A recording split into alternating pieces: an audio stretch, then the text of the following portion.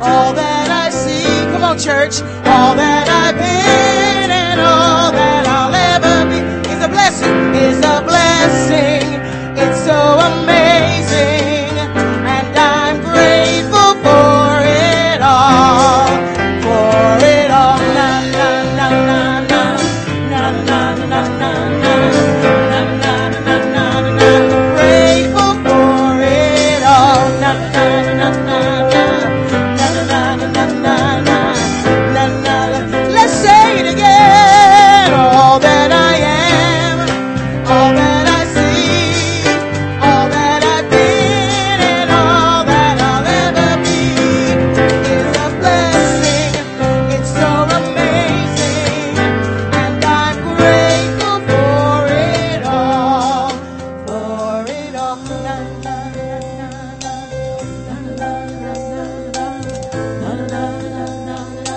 Grateful for it all.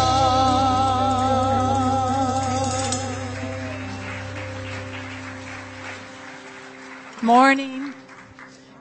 Good morning to those of you that are here and those of you that are here through the marvels of online streaming. I welcome each and every one of you to the San Jose Center for Spiritual Living, where we are transforming lives, building dreams, and revealing love. And where each week, all that we ask is that you remain open to the possibility of changing your entire life by changing your mind. Welcome home.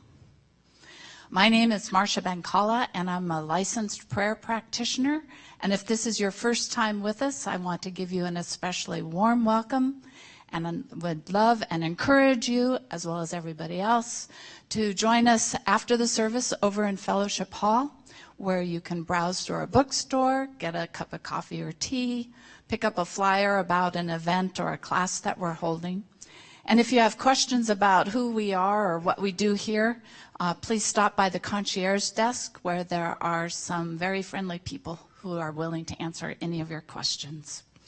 And if you're here through online streaming, Max Overland is our host moderator today. He is also here to serve you, and you can chat with him. You can always visit our website. And now, one of my favorite spiritual practices that we have here is joining together in community, for we are one. So if you'll take a moment and say hello to the miracle sitting next to you.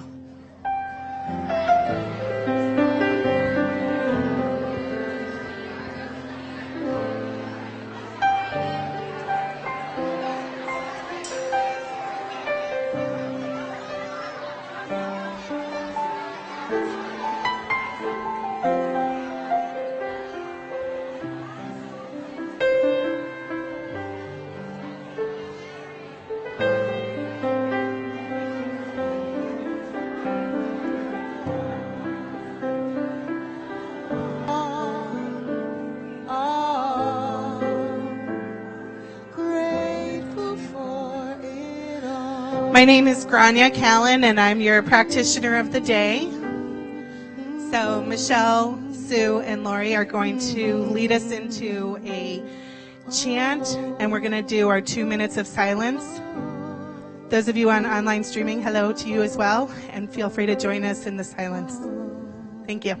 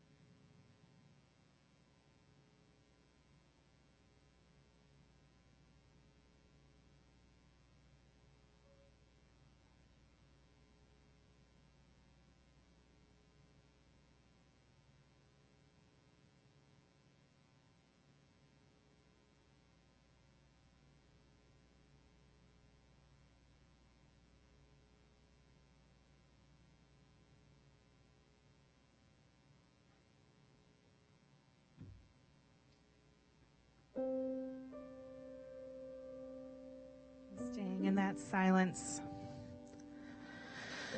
knowing with me that there is only one source, one divine being from which we all spring forth. And knowing that I'm connected to this one, just as I know each of you are connected to the one. On this beautiful Memorial Day weekend, keeping forever sacred the memory of those we have loved and lost, amidst all the joy and celebration of life around us.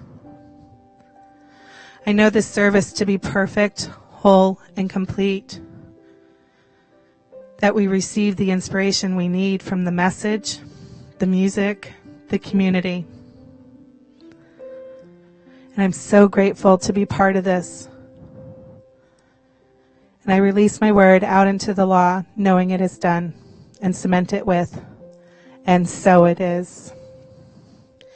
And please join me in reading this month's affirmation. Without reservation, I now manifest and experience in all fullness and completeness God's perfect idea of me. And in all respects, every action, function, and structure of my body now conforms to it.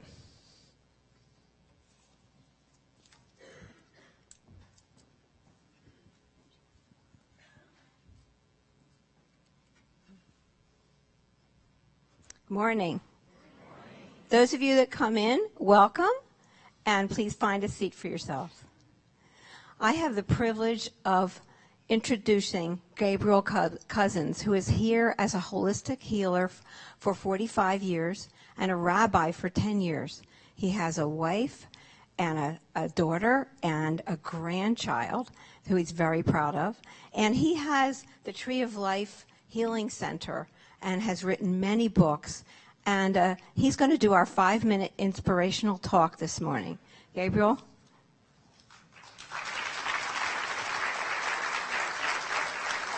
Thank you. Okay, I'm very happy to be here. This place is a lot of fun. And the key to spiritual life is spiritual joy. Serve God with love, but the love is coming from with you.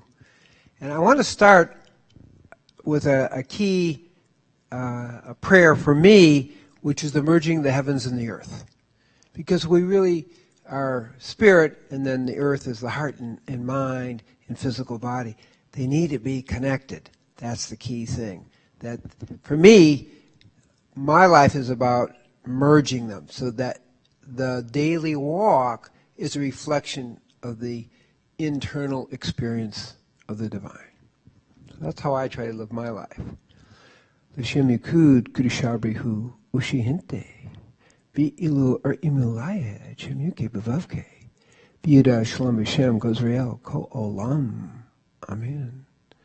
To take a moment just to feel that internal merging of spirit with mind, body, emotions. Okay, great. The thought of the week is certainty. I want to tell you a little story because it's the way I live. So in the 17th century, this one rabbi was very staid and very kind of centered and made people feel very comfortable in their comfort zone, was sitting down to kind of a celebration, and there's a knocking at the door. And there's a strange Rabbi Yitzhak Levine, and he wants to come in. He said, "Don't let him in. He's a troublemaker." "What do you mean he's a troublemaker?" "You'll see. If you want to let him in, you'll see." But he has to promise, make him promise not to act out. Okay?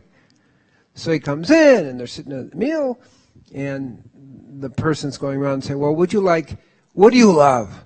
Hot sauce or sour sauce?" He said, "What do I love? There's only God." And he starts off, and he's jumping and screaming, and there's only God. That's what I love. "What do you mean hot sauce? What are you thinking?"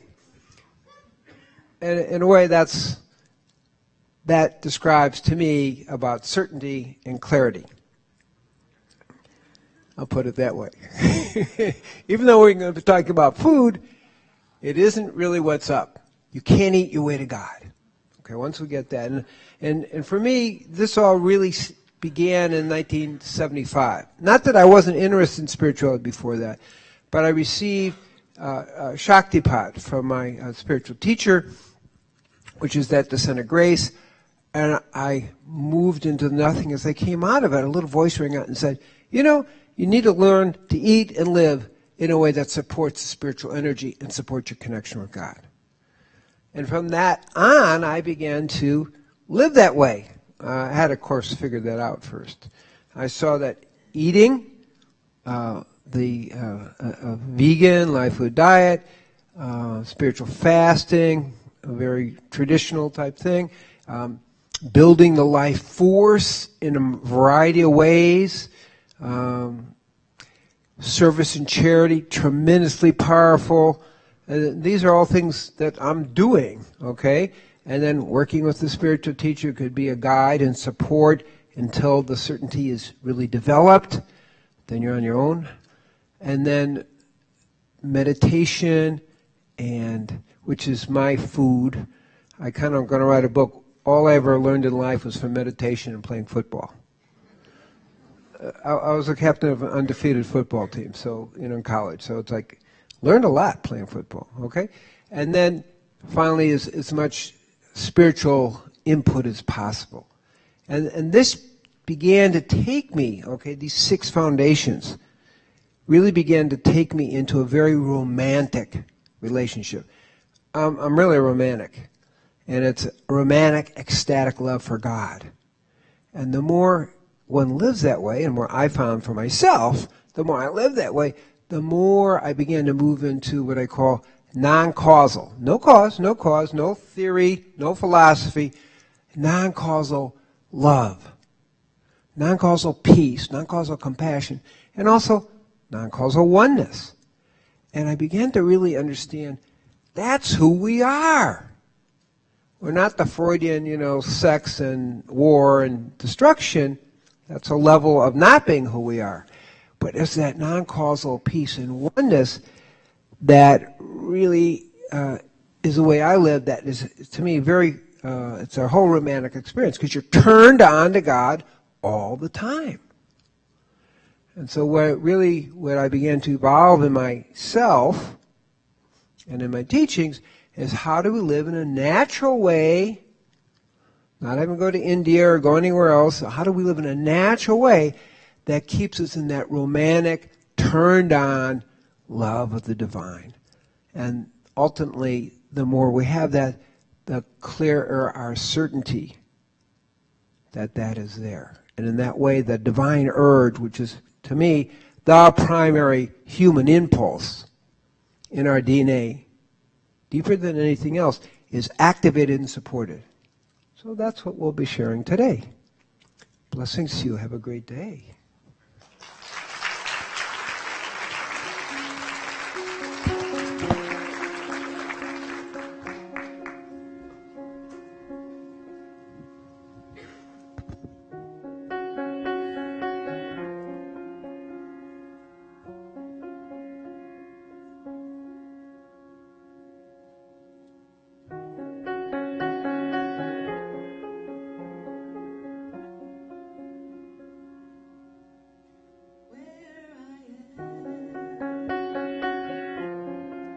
God is, and where I stand, God is standing strong. Where I breathe, God is breathing life in and out and through me. That's me. Where I sing, God is, and where I dance, joy lifts my feet, and where I live, beauty's flowing freely in and out and through me.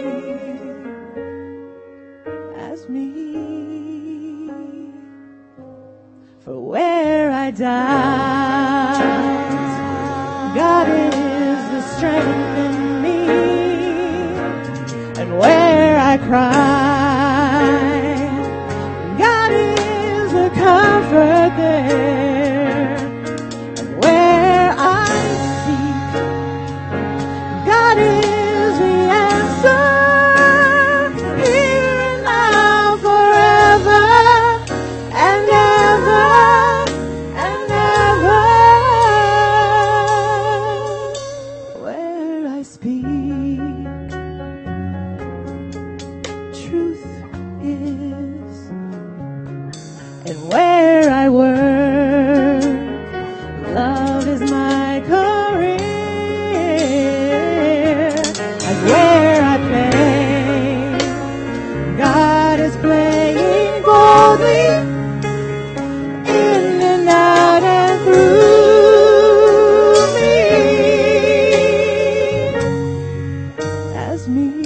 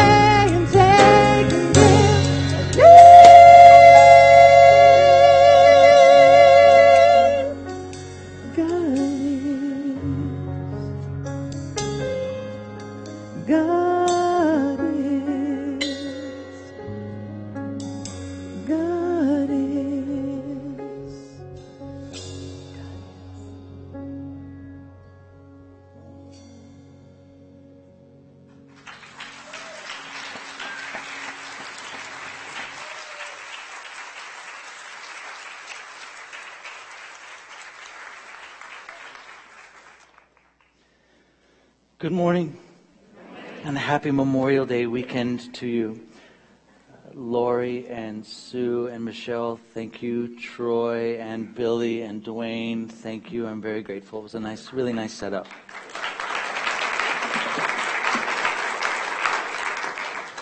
So I'm a fortunate soul. I'm a very blessed man, and I have folks who are for me extraordinary. I won't necessarily call them heroes as much as they are role models. They are the direction to which I frequently point my spiritual compass. The way that they treat others and the way they have conducted and do conduct their own lives. The way they interact with the world and the way they have reverence in the presence even of conflict. Those people are my mentors.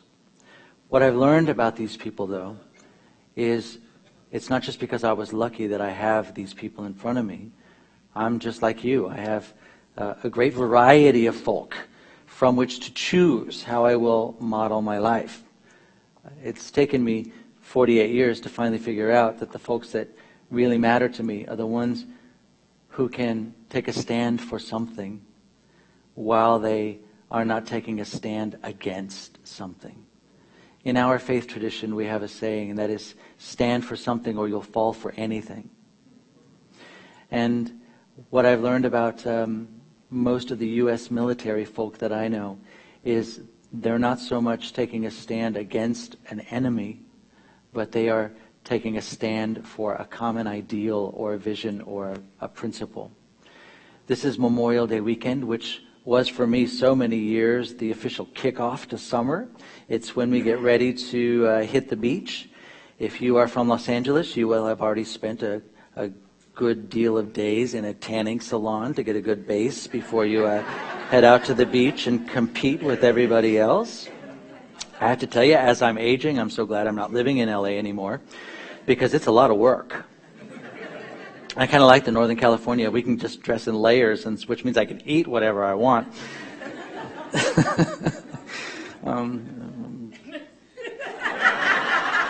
I'm like, sometimes I wonder, should I just tell you? Yeah, I'm just going to tell you. That's just what it's like for me. I'm very proud that Los Angeles is my hometown. And I'm very, very happy that Northern California is my center of my universe. And I'm grateful to be here with you in this room, and I also refer to the people online because they're also here with us and we're there with them. They're out here. Memorial Day weekend has evolved for me. Since I've moved to Northern California, it's evolved quite a bit. Anybody here have members of family who served in the U.S. Armed Forces who are no longer with us. Yeah. Me too. Two of them in particular, Uncle Jim. Uncle Jim was my dad's brother, Uncle Jim York. And Uncle Jim York served in World War II. And he was in Europe at the close of World War II.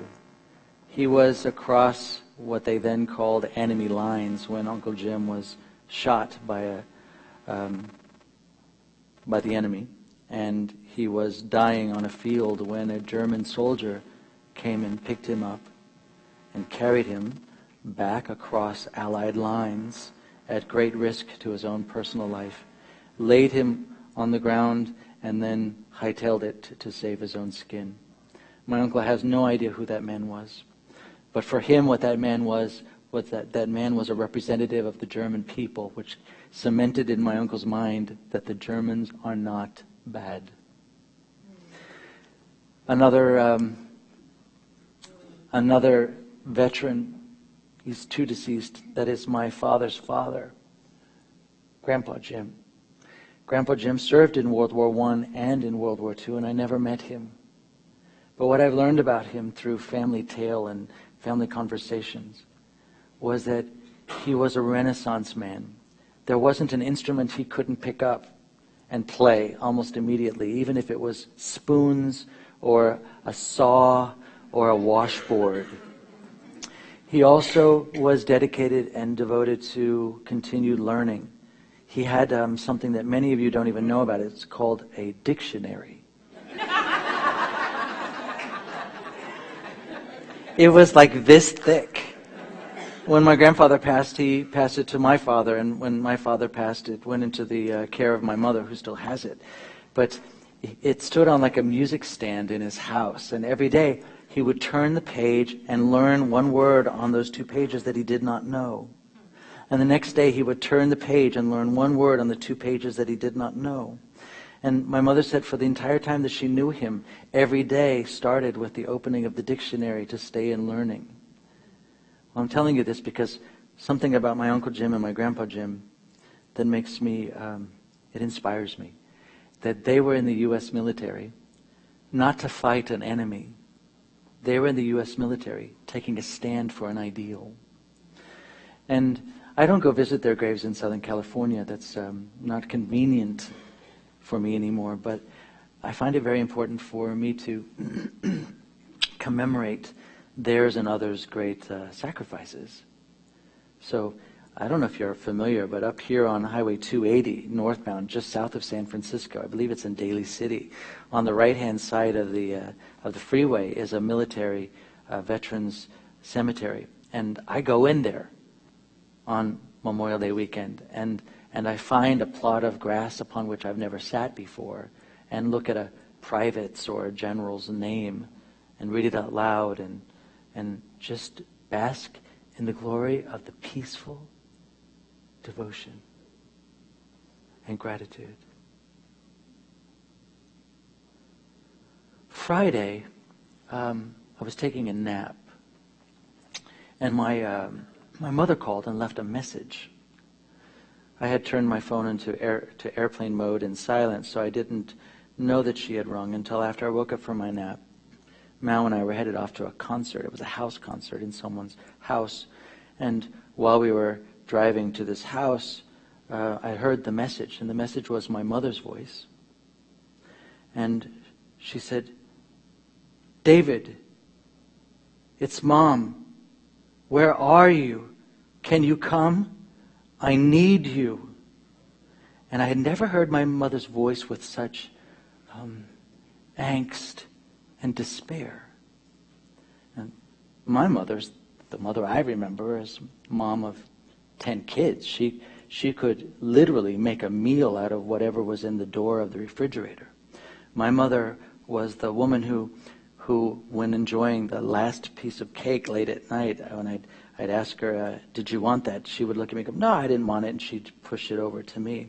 My mother was the mother. I never saw her eat meat, although once in a while we had what was called meat surprise. That means like if you pick the lid off the pan and there's meat in there, you went, "Surprise!" But I noticed that she never ate meat. It was always put on the plates of her children, and she often had just beans or potatoes or rice. So my mother was the strong woman who partnered with my father such that my dad, with one income, and my mom could raise 10 kids and send us to private school. Wow. It's stunning. It's stunning to be around that generosity. I'm really soft today, by the way. I'm also kind of messy. But I'm messy in like a real holy way, because this messiness comes with a great security that all is well with the world. It happens simultaneously.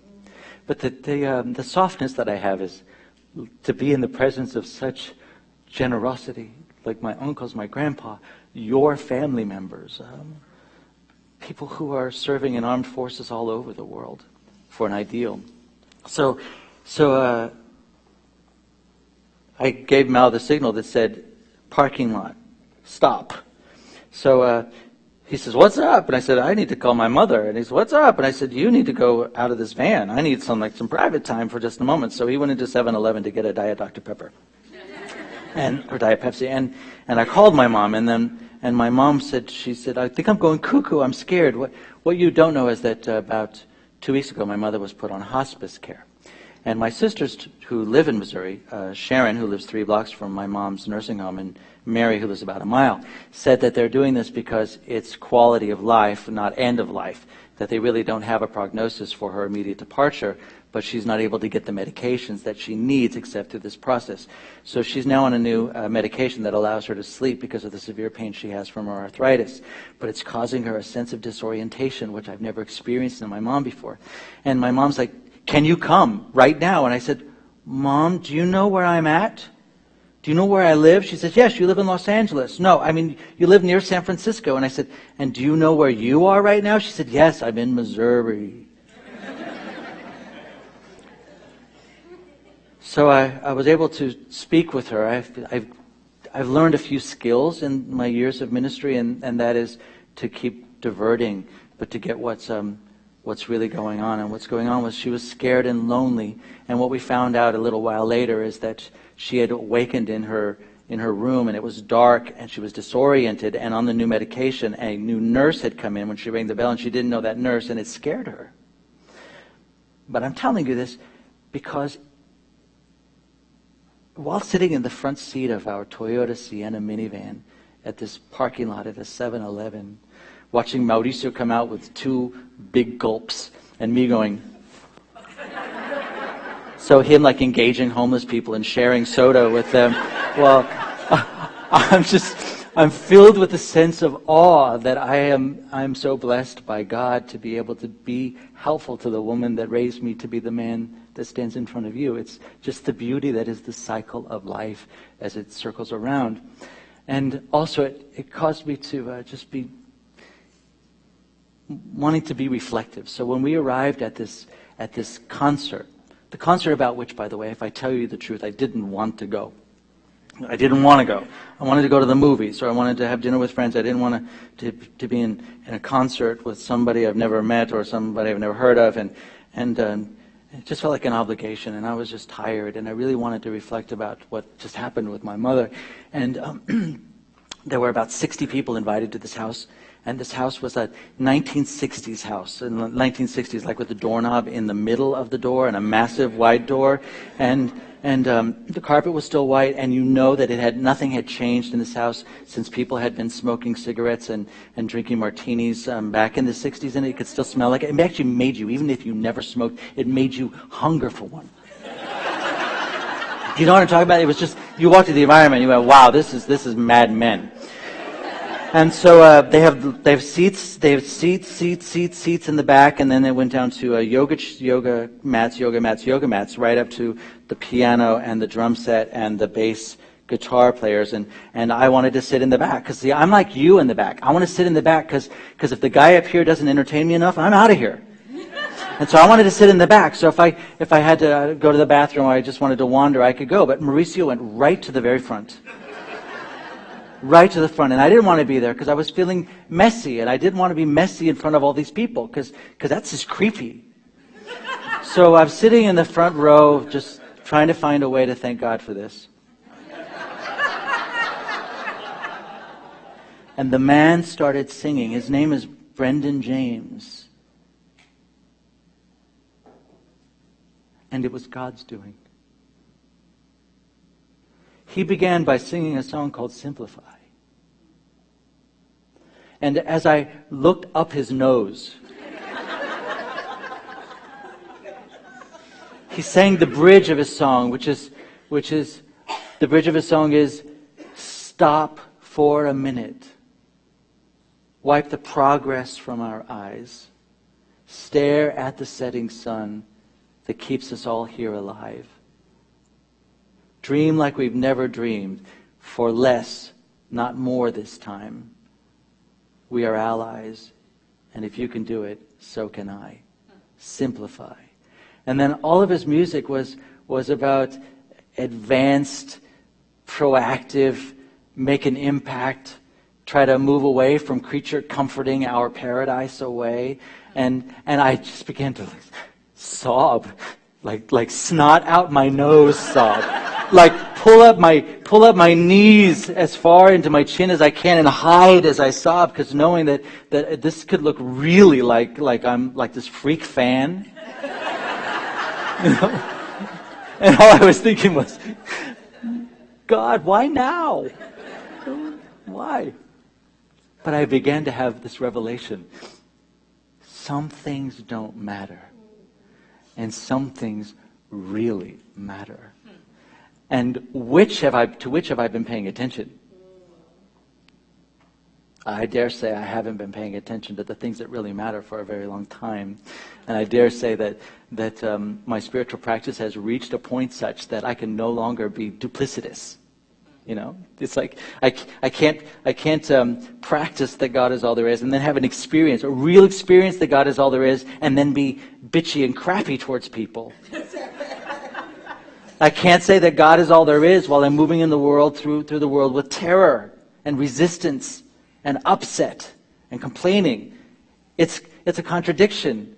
That's out of spiritual integrity. Not integrity like a morality, like God's going to strike me dead because I'm out of integrity, but that's out of integrity. That's like that's like Noah's Ark having holes in it.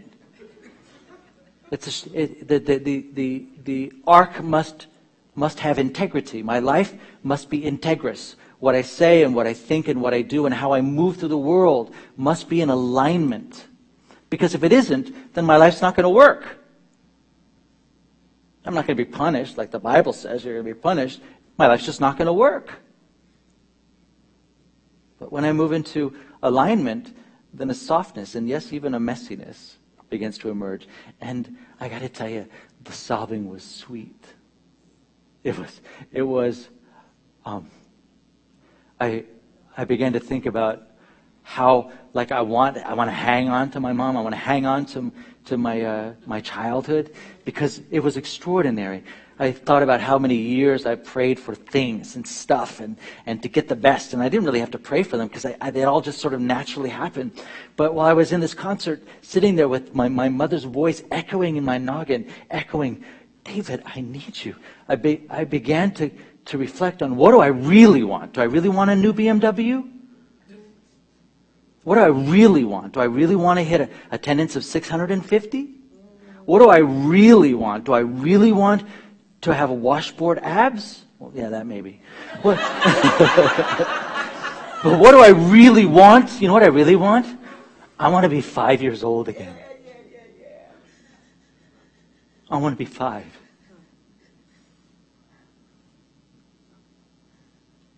I want to be in the presence of people who care about me and my well-being such that they don't let me know or haven't informed me that the world is a dangerous place, that my job is just to play and to be happy and to fight baths. And now I'm 48, so now it's my turn to treat others by creating a world in which they can experience being 5. Being 5 according to what 5 meant for me. But what's important, what matters? I have to tell you as an aside, so my sister Sharon lives 3 blocks from this nursing home. And my sister Mary lives a mile away. And all I can think of when I think of these two women who were there for my mom, I'm thinking, wow, that is generosity. I mean, that's generosity. So what really matters? In School of Ministry, they told us a story about a man who what mattered to him was his Cadillac. His Cadillac mattered to him. Cadillac's a good vehicle. It mattered to him. My vehicle of choice was German. It didn't matter. Porsche, Volkswagen, Mercedes, BMW. German is mine. His was Cadillac. And he was driving along Mulholland Drive in Los Angeles. It drives along the crest. Cynthia knows about this. She lived there too. You could see Los Angeles and the basin on one side, and you could see the San Fernando Valley on the other. And he's driving his Cadillac rather recklessly and fastly, because it's a Cadillac. When he miscalculates, misses a curve, and tumbles and tumbles and tumbles. He survives the crash miraculously and manages to drag himself back up to Mulholland Drive, where there are some passersby who are there to help him. And he's able to get up onto his knees and look down, and he's going, my Cadillac, my Cadillac, my Cadillac. And they're like, dude, you were in such trouble. Dude, you're worrying about that car. Dude, you lost your arm in this accident. We need to get you help immediately. And he looked at his missing arm and went, my Rolex, my Rolex.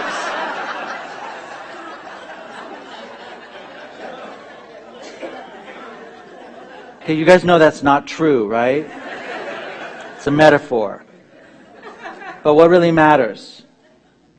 That's where our topic comes in. Our topic is to ask yourself and to be clear, what are you definite about? About what are you definite? Because the things about which you're definite, you will cause them to come into being. And the things about which you're wishy-washy may or may not ever come to the fore. And so many folks are praying and praying, hoping. And it may or may not happen. And then you're wondering, well, what is your role in that? Mostly it's because we're duplicitous. Yeah, it might happen. Well, no, I'm afraid that it won't. Or that the wandering of our creativity gets lost in there. Our book of the year has as our chapter this week, What Are You Definite About? It's a 2-paragraph chapter. 2 paragraphs. And in this 2-paragraph, it describes how we are definite and how we are not. Here's the example of how we're not definite. So I'm going to do a spiritual mind treatment, an affirmative prayer. I'm going to pray for... you should have sat in the back. It's much easier to get out and nobody would notice. You know that. Next time, see what happens. It's been good knowing we'll never see that person again ever, I'm sure. Bring me back a latte. So I'm very definite that I'm going to pray for Mary Jones. And so I'm going to enter into spiritual mind treatment, our affirmative prayer. There's only one life. That life is God. That life is perfect. That life is my life now, and that life is Mary Jones. Wow, Mary Jones could really use it, because last time I said, wow, she was a mess. I don't know what she was thinking. That dress she was wearing, it didn't look good on her at all. And why did her husband let her leave with that dress on?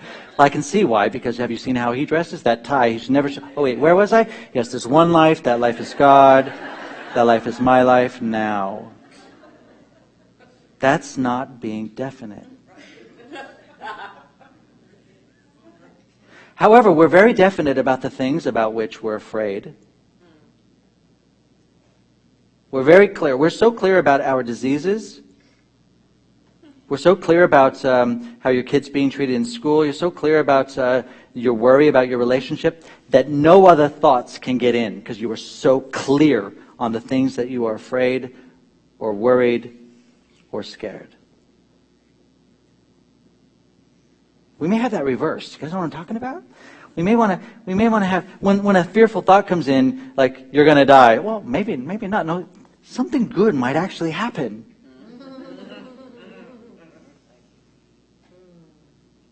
We have control about this. So in the presence of uncertainty with my mom, I'm totally able to be in the joy that is God and the joy that is the thing itself, and be messy and be in joy at the same time. And it's taken me some preparation and practice.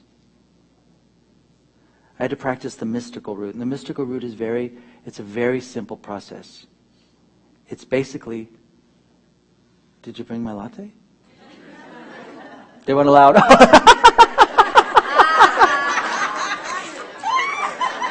You can stay.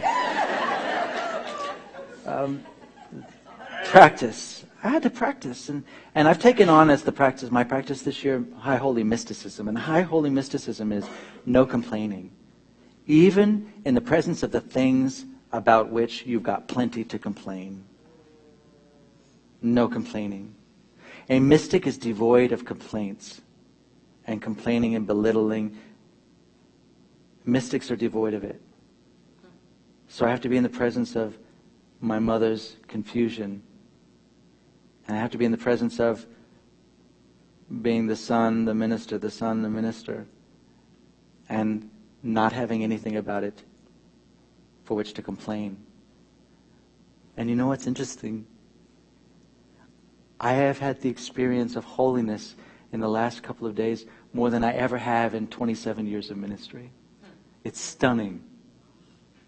I'm like asking the thing itself to lay off for a little bit, because I'm not really ready to ascend. But I'm hungry to have ascended experience. So preparation. Next Sunday I will not be here, because next Sunday I will be, about this time I will be halfway to Santa Cruz from San Francisco. It's my 8th AIDS life cycle where I join about 3,000 other cyclists and we pedal our bicycles from San Francisco to Santa Cruz, and then Santa Cruz to King City, and then King City to Paso Robles, and Paso Robles to Santa Maria to Lompoc, Lompoc to Ventura, and then Ventura to Los Angeles. It's 545 miles. And I've done it 8 times, and I've learned something, that it requires what they call training. Now, there are those who have been training since September. And the reason why one trains is not to remember how to ride a bike, because that happens, you just have muscle memory. We do training because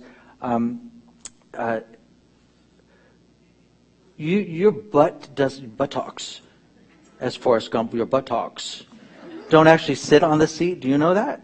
Yeah, if you've ever seen a bicycle seat for a road bike, it's anatomically curious.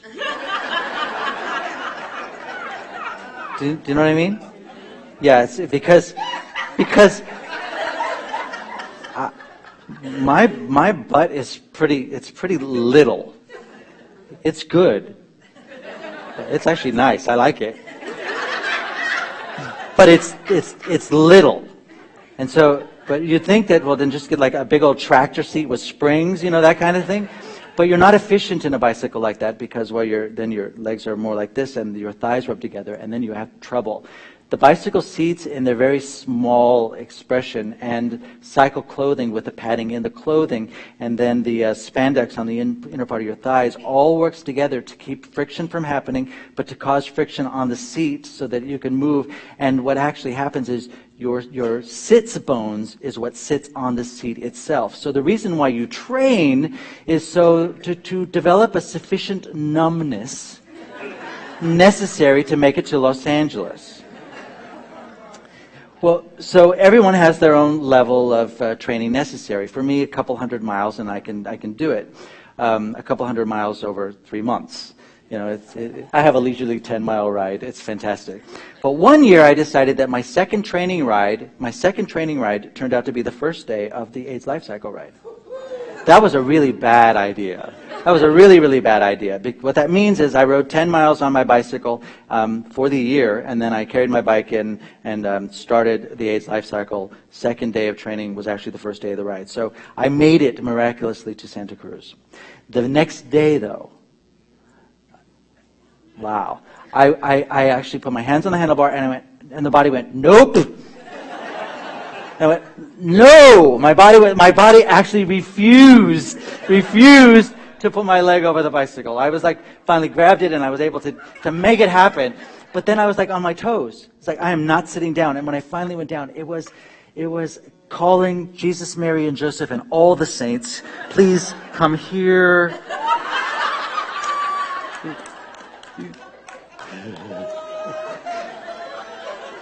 Blame it on my sorrow. You guys all have a picture now, don't you? You'll never unsee that.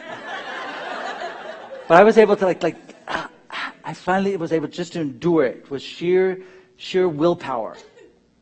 And then by the end of that day, thank God, I had grown numb enough that I could endure the rest of the ride. But it was really, really a bad idea. Now, we do that with our spirituality.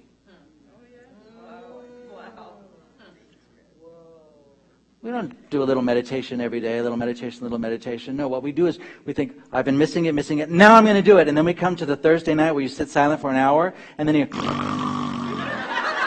And then you go, it's not for me. And then you're like out of there. And then spirituality never happens. I know I'm not talking about anybody in this room.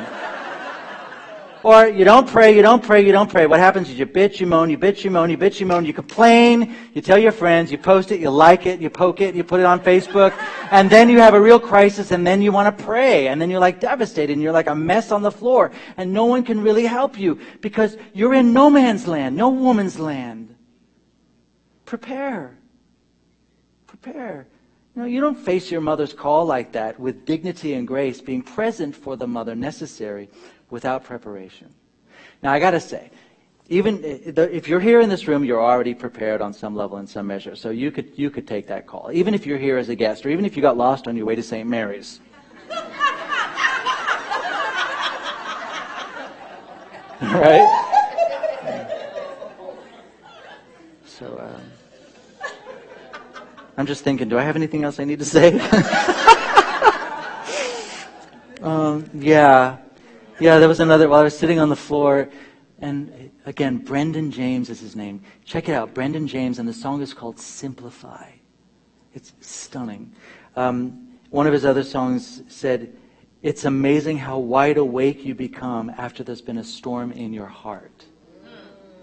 And while I was sitting there on that carpet in this madman house, sobbing and snotting and hiccuping, I was thinking, I am so wide awake. I'm so wide awake. Go to the cemetery. Or if you pass one, salute them. Say hi to your parents. And if you haven't talked to them in 20 years and they're still around, get off it. Get off it. And get on with it. It's going to be the best weekend. Let's pray together. Because, by the way, it's beach weather.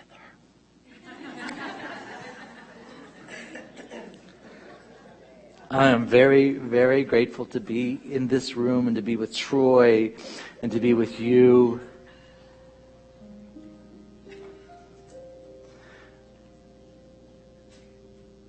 And I'm not praying to get the thing itself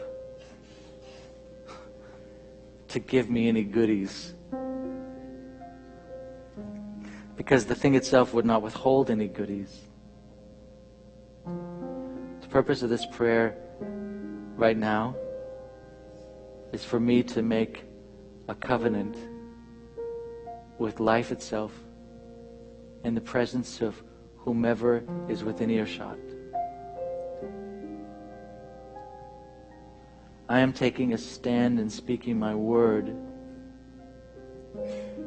that my sisters Sharon and Mary right now have a visceral experience of how grateful I am for them.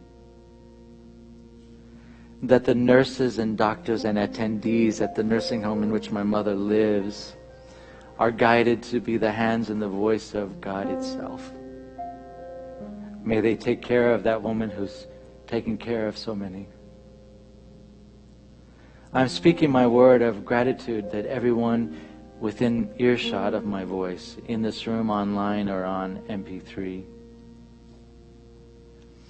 has a visceral experience that the thing itself knows who you are.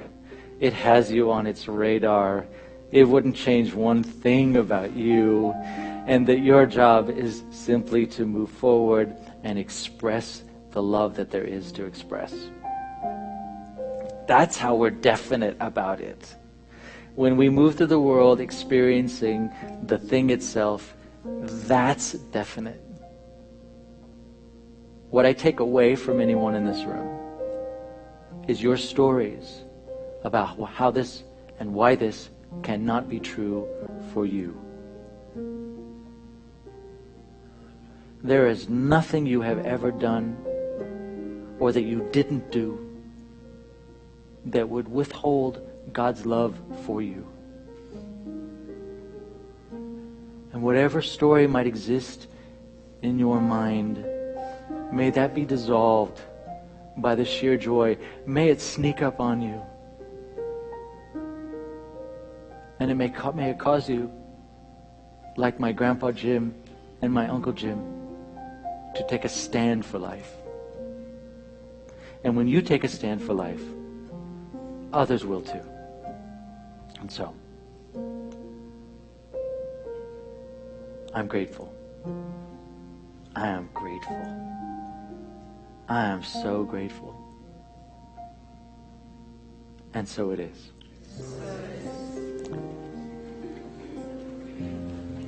So the ushers are going to come forward and help us with the sharing of our gifts and tithes and offerings. And while they do that, I'd like to invite you to, I'd actually like to put my gift over my heart.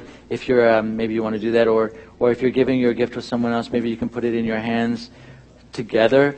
Or if you are not called to give, join us in the affirmation still and give of your intention for the spiritual community, that we might thrive so that we can make an impact in the world. Please say the giving affirmation with me together.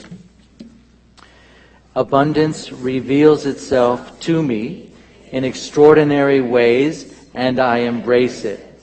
My abundant supply comes to me in an endless stream. I notice the opulence around me, and I am grateful for it.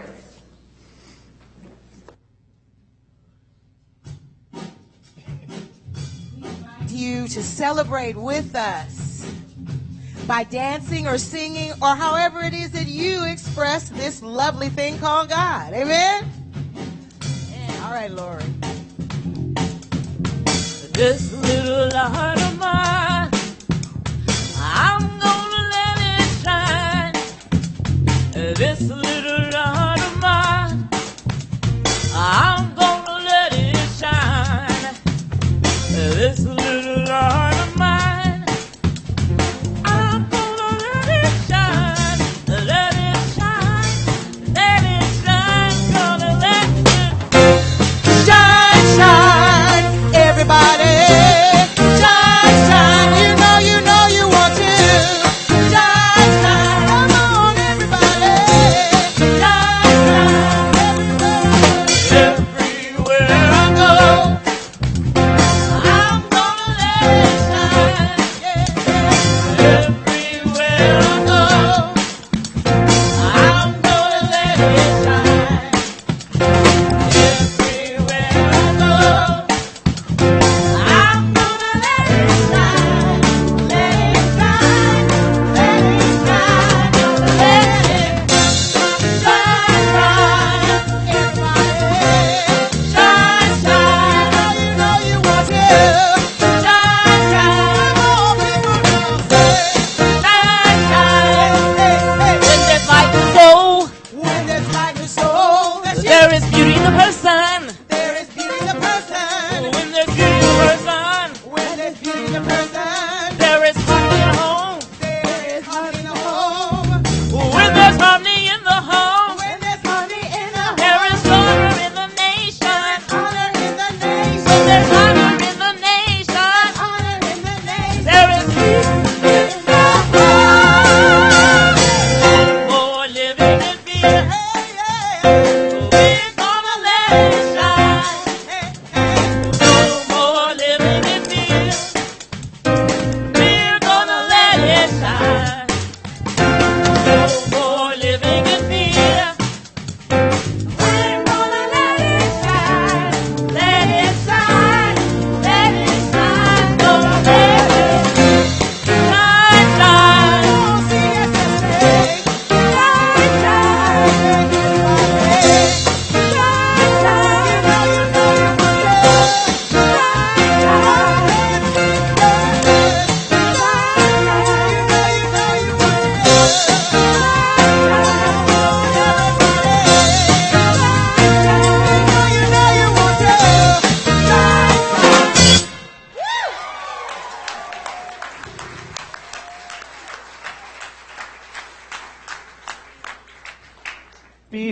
close, we have a handful of community opportunities to share with you so that you might actually put into practice in a deeper and broader way the things about which we explore here.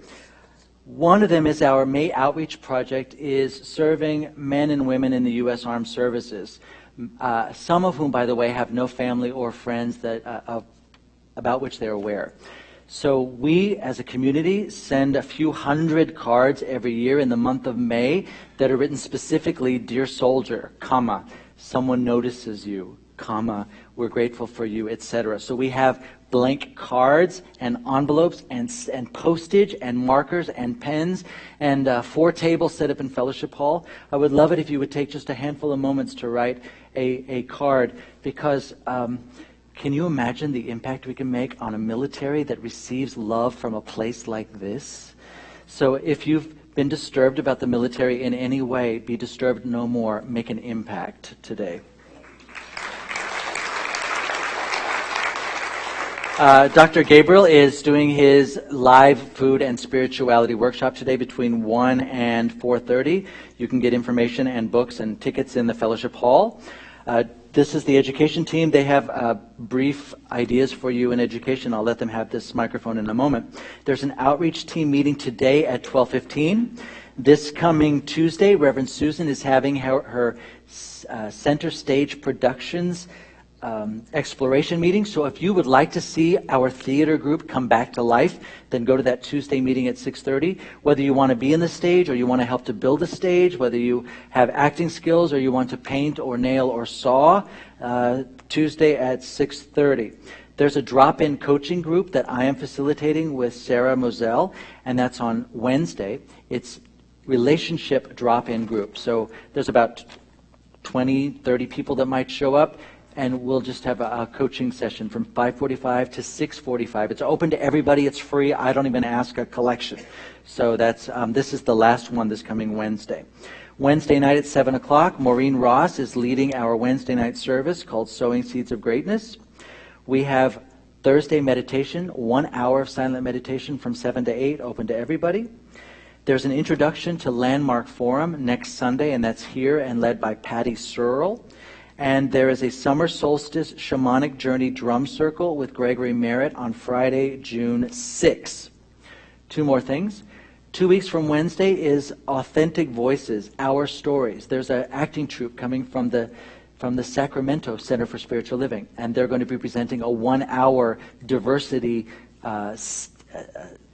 presentation. It's stunning, and that's on Wednesday, June 4.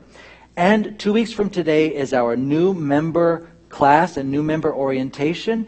It's open to everybody. If you've had the class before, come join us if you'd like to. Also, if you want to become a member, this class is a requirement. That's 2 weeks from today, June 8, from 1 to 3, and I am leading that class. Thank you, David. Summer term is just about ready to pop and start, or whatever. And we're just exactly like every academic institution. We have some really grand courses scheduled for those of you who are sitting here with me today. Actually, 4 classes, and I've got a couple of the teachers up here with me right now.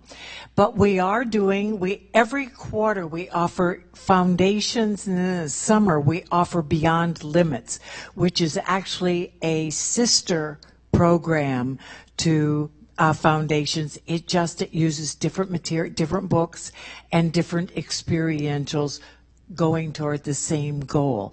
That, however, will be during the daytime on Tuesdays from 10 to 1.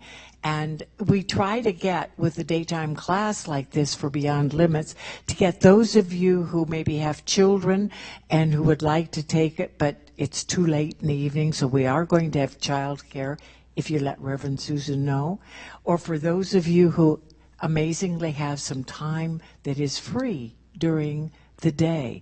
The second class, Mitzi Silverberg, who is not here today, asked me to mention Thomas Troward, the Edinburgh Lectures. What I'd love to say about this is that most of you do not probably are not familiar with Judge Troward, but Judge Troward was the absolute influence on Ernest Holmes related to the law. It's a fabulous course. the book is a little bit tough to read at times because it was written in 1917, wasn't it, or something like that? Whenever. Oh, you weren't there. I was trying to make David a bit older than I was, but anyway, that will be taught this summer too. Now, the other two courses, the first one is Visioning, taught by Debbie Slayton. I forgot your name. Debbie Slayton. Hi, I'm going to be teaching visioning. Visioning is this most wonderful process. It's going to be another tool added to your spiritual toolbox. You've got affirmations and positive thinking, change your thinking, change your life, and all of the teachings that David shares along with Ernest Holmes. But visioning is Michael Beckwith's life visioning process, step by step, allowing you to access information that you don't have readily available in your conscious mind. And it's an 8-week delightful journey of delving into better understanding relationships, finances, everything. So join me if you're interested, Tuesdays, 7 to 10, and I'd love to have you there.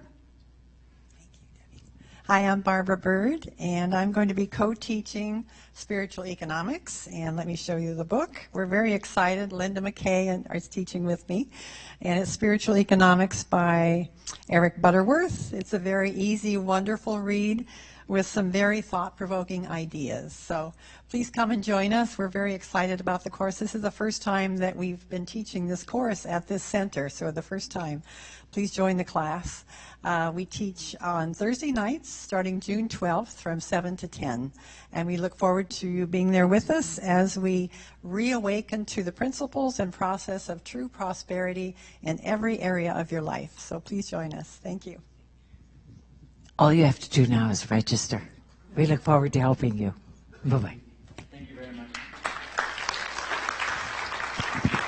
So lastly, as we close, if there's anything going on in your life for which you would like affirmative prayer, is there anything you need to break through or break open or soften or sweeten, then if you have a seat in exactly one of those chairs, she's modeling it for you. If you have a seat in one of these chairs at the chapel area, one of our licensed practitioners will pray with you. It's fast, it's free, it's also confidential.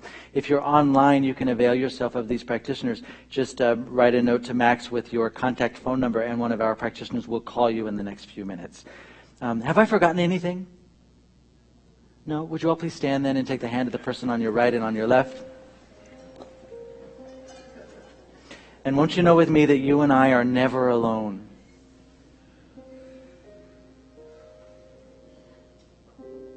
The thing itself is where we are right now and always. The only thing that we will ever need to do is look inside ourselves. And it's there we will find that we are guided and sustained and directed and inspired by this God that knows only good. And joyously, let us make use of these gifts in all that we think and say and do, and so it is. And as is our custom, won't you please repeat after me? Something wonderful is happening as me right now. Something wonderful is happening as me right now. It's this thing called life. Life is in my mind. Life is in my body. Life is in my relationships. Life is in my finances. I see it. I think it. I feel it. I believe it. I accept it. I express it just the way that it is and just the way that it is not. Thank you, life.